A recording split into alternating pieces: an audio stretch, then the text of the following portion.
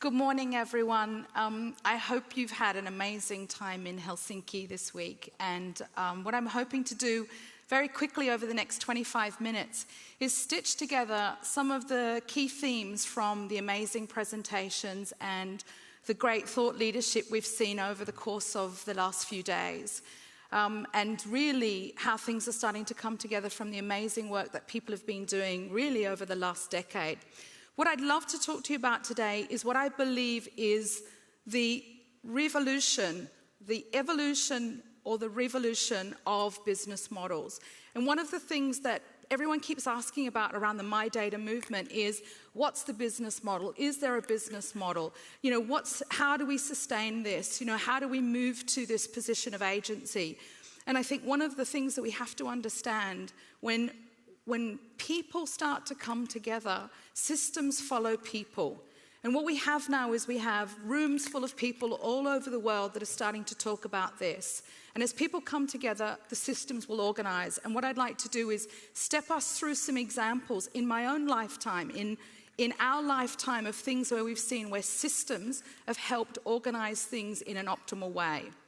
So here we are in Helsinki, and I really do think we are on the tipping point of things starting to change. But we need a new contract. We need a new contract in society to do this. One of the critical things that we need is we need to be able to have a legal framework so that we can start to optimize the way that we organize ourselves so that we can build the technology.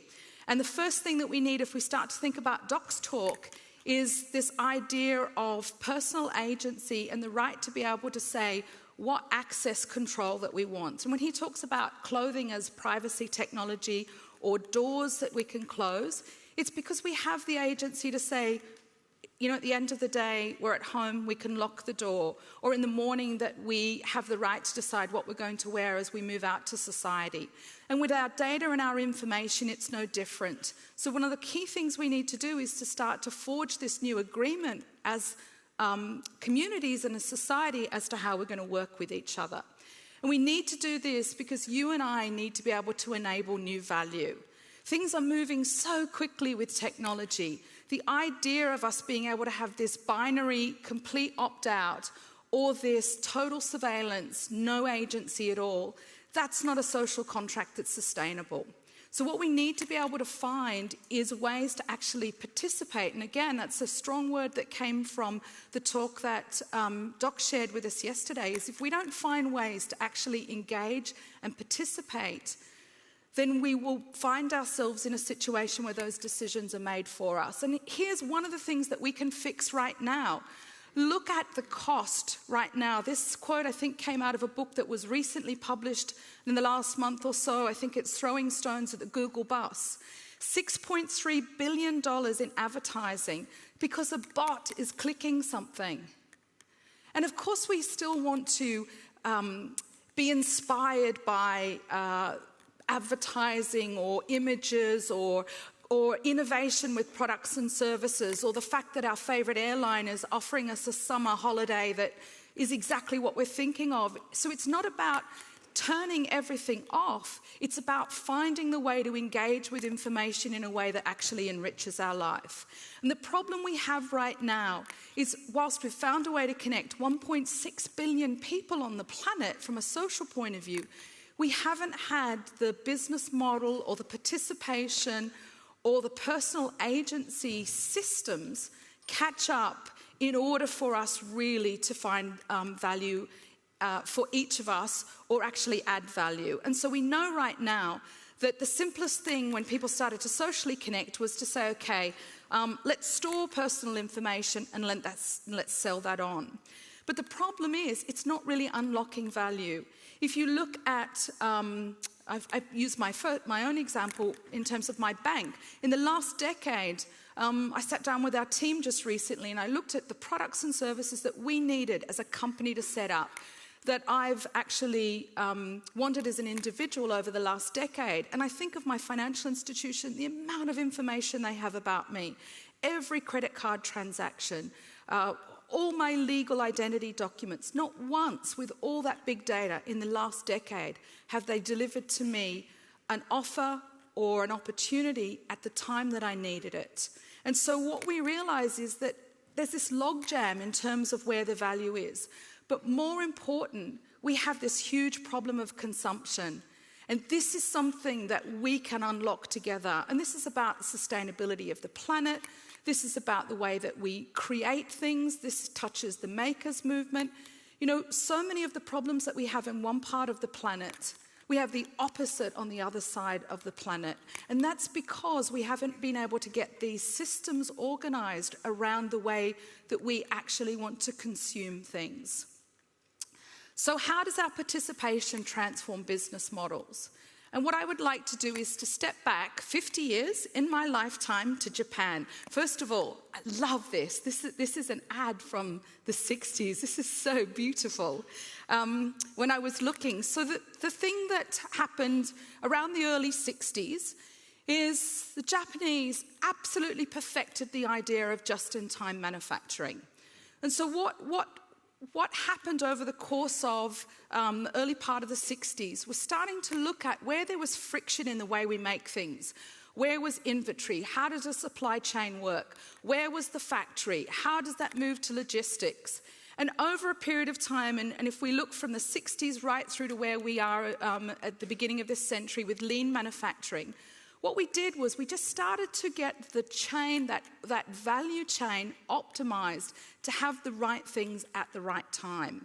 And as a result of that, we were able to see net new value, huge gains. And so specifically it was looking at the design, the planning, the execution, the control, the monitoring of activities to create new value. Now, when you think about this whole data movement, aren't we talking about the same things? Don't we want to participate in the design of things that we want to be involved with? Don't we want to be consulted about planning? Don't we want to be involved in how we receive products and services? And when it comes to control and monitoring, we want that volume control to say, actually, it's off right now. I need privacy. I'm at home. You know, I'm with my family. I want to be able to switch off. But hey, I'm on the bus tomorrow, and I actually want to contribute to this being a smart living city. So I want to change that dial. So what I believe is that the personal data movement, the participation movement, is an opportunity for you and I to absolutely revolutionize the creation of new value in exactly the same way that we've seen in the last 50 years in manufacturing. And if we can do that for machines and we can do that for output, then certainly we can do that in society. So what do we need to revolutionize? Where's the friction? Where's the inventory disbursement? Well, here's some of the players right now that stand between an optimal outcome and ourselves. So this is what it looks like in display, content marketing, mobile, video, gaming, commerce, social, search, strategic buying. And if I just go back, oh no, I can't go back. What we see is that the customer is at the end of that chain every time.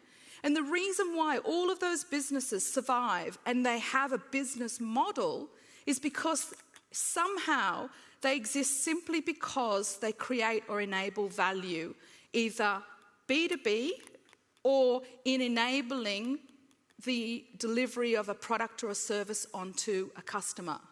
The only problem with that is that now we have the technology, whether or not it's something we're wearing because we're running with the data that's needed, or we're wearing it on our wrist, or we have it on our phone. The power for us to actually connect directly to the source is something that over the last 2 decades was really only possible from technology for organizing systems for businesses that could create the capability to do that. But there's no reason why every one of us in this room now can't have our own API. There's no reason why any one of us can't create the same kind of value add to our government in the way we connect, to our hospitals, to our schools. And the only thing that has been limiting us up until now is the ability for us to have that technology. And so when we start to look at the supply chain as it is today, when it comes to our personal data, here we find ourselves at the end of it. But through every one of those steps, somebody is adding value.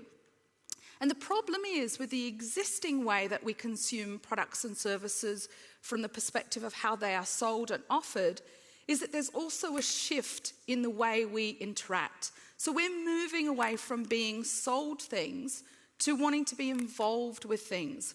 We want to understand how we can be involved, and we want to be empowered. So it's not just a matter of going out and buying a product or a service or turning up to the student admin and connecting with the school for your education. It's about being involved. And we're moving away from products and services as simplistic outcomes to specific outcomes and experiences. You know, we have a whole generation of young people that will probably never buy or drive a car unless they actually go out for a driving experience. You know, we're facing a huge change in the way people live and work. We're moving to the gig economy. The whole idea around the way we consume things, the way we wake up in the morning with a specific outcome. And so the design of these things means this power is shifting to you and I. We need to be at the center of this shift. And that if we look at that supply chain and reimagine it, we already can see in society that when it comes to the supplier, we may be asking the question of, what's the sustainability footprint of the supplier? When it comes to procurement, what's the diversity of the organisation that's involved in the supply chain? When it comes to manufacturing, what are the working conditions? You know, we've seen with whether or not it comes with hardware or handset manufacturers or training shoes, we've seen over the last decade the issue in terms of sustainability rights or the way employees are treated come into the decision making for consumers and how they decide to interact with.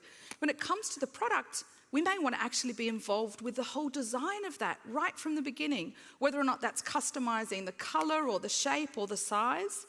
When it comes to inventory, we want to be able to track things. We want to know when something is on its way to us. We want to be able to see when it's near, and we want to be involved in understanding when something that we have an interest in might become available. And when it comes to distribution, we don't think of borders anymore. You know, if we see something in a magazine or we see something online or we talk about that with somebody at school, we want to look up straight away and see how we can get our hands on that or how we can get involved with it or how we can be connected to it. So we don't have this idea of borders around that. And then when it comes to logistics, we want to be able to say, well, for these things, I want you to deliver them to my office. But for these things, I want them to come home. And I want to be able to manage my privacy and access around these things. And then when it comes to retail, we want to have this phygital experience. We want to be able to experience something maybe digitally, and then we maybe want to go and touch it and feel it. Or we start out by touching and feeling and experiencing something, and then we want that to seamlessly move to the digital world. And this is becoming essential for this emerging generation. From the minute they are born, what we're going to see is everything they touch, they wear, they do, they see, is going to have some form of data, input, output. And if we don't start to think about this new value chain from the point of view of empowering them and providing agency, then what we're doing is we will miss out on a huge opportunity to transform the way society functions. Because I believe really firmly that the person is the platform. You know, over the last few days, people have been talking about data platforms and software platforms and hardware platforms. But really, what can change this whole movement is the way we participate, the way we're consulted, how our identity and our access management either enables or provides the right security and privacy settings for us to be able to move seamlessly between the physical world, where we need space and time and privacy, and the engaged world, where we actually want to participate. So if we're moving to this environment of connected everything, the problem is not going to be privacy, it's going to be power. And when we start to think about that Lumascape with all of those organisations right now that are providing B2B services, privacy is critical. Don't get me wrong, privacy queen. I'd be the first to say that that's an essential human right. But it's a subset of access and access control. And that speaks to either our legal power or the power and agency that we have to actually participate in something and be able to indicate what our feelings are around privacy, access, identity, when we're moving between a secure environment and an environment where we need to be aware of the adjacent terms and conditions. And so I think one of the things that is really on our side in the change of value is that when we look at big data, it's done a really great job of accurate and real time. The ability to surveil people today and where we are at this point in history is like never before. But I think there are two killer capabilities that we all hold that can totally change the conversation. That's the context of what we're doing and our intention. And when we start to think of how we bring those things into the conversation, this is where we really start to participate.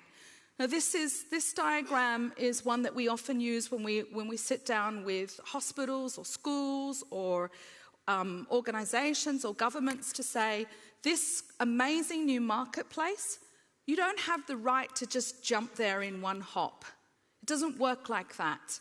There's this really important horizon, which we call the trust barrier. And if you don't do things in a way that is transparent and you don't build trust, then it'll probably feel really creepy. But if you can find the way to take the things that you've learned from a big data point of view or the systems that you have and leverage those in a way to move through that, then you can start to do some pretty cool things. But you'd have to have permission to understand when context is switching. And you'd need to understand intent. And if you have both of those things, then you better be trustworthy in terms of how you use that information. And if you do that, then what happens is there's this opportunity to create amazing value. You need to also think about the minimal viable collection for maximum viable access.